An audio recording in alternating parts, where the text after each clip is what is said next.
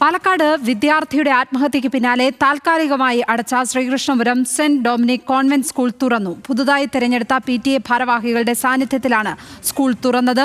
പുതിയ പ്രിൻസിപ്പലായി sister പൗലി, vice പ്രിൻസിപ്പലായി sister Julie എന്നിവർ ചുമതലയേറ്റു.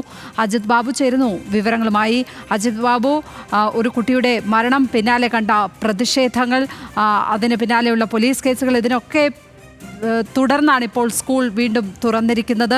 അപ്പോൾ ഈ കുട്ടികൾക്കടക്കം കൗൺസിലിംഗ് കൊടുക്കുന്ന ഏർപ്പാടുകൾ ചെയ്യും എന്നൊക്കെ പറഞ്ഞിരുന്നു. അതൊക്കെ നടക്കുന്നുണ്ടോ? എന്താണ് സ്കൂൾ തുറന്നപ്പോൾ അവിടെ നിന്ന് പങ്കുവയ്ക്കാനുള്ള വിവരങ്ങൾ?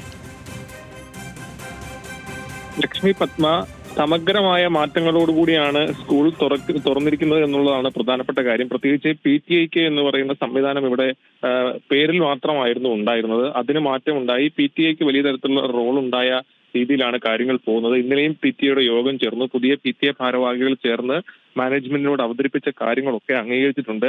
വിദ്യാർത്ഥികൾക്ക്, കുട്ടികൾക്ക് സൗഹാർദ്ദപരമായ അന്തരീക്ഷം ഉണ്ടാകുമെന്നും മറ്റ് കാര്യങ്ങളിലൊക്കെ പ്രശ്നങ്ങളില്ലാതെ കാര്യങ്ങൾ മുന്നോട്ട് പോകാമെന്ന് ഉറപ്പ് മാനേജ്മെന്റിന്റെ ഭാഗത്ത് നിന്ന് നൽകിയിട്ടുണ്ട്. മാത്രമല്ല, ഈ മാർക്കിന്റെ അടിസ്ഥാനത്തിൽ ഡിവിഷൻ തിരിക്കുന്നത് ഉൾപ്പെടെയുള്ള കാര്യങ്ങൾ നിർത്തലാക്കണമെന്ന് ഉൾപ്പെടെയുള്ള കാര്യങ്ങൾ മാനേജ്മെന്റിനോട് PTA പറഞ്ഞിട്ടുണ്ട്.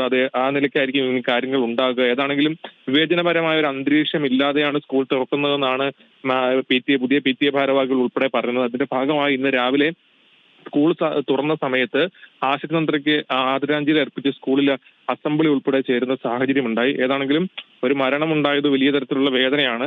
എങ്കിലും നമ്മുടെ CBSE സ്കൂളുകളിലൊക്കെ വലിയ തരത്തിലുള്ള പ്രതിസന്ധികൾ ഇങ്ങനെ നിലനിൽക്കുന്നുണ്ട് എന്നുള്ള വിമർശനം ഇതിന് പിന്നാലെ ഉയർന്നു വന്നു. അവിടെയാണ് അത്തരത്തിൽ ഒരു ആശുപത്രിക്ക് ആദരാഞ്ജലി അർപ്പിച്ചുകൊണ്ട് പുതിയ പ്രതീക്ഷയോടെ ആ സ്കൂൾ തുറന്ന് പ്രവർത്തിക്കുന്നത്. അജിത് ബാബു ആണ് പാലക്കാട് നിന്ന് വിവരങ്ങൾ പങ്കുവച്ചപ്പോൾ.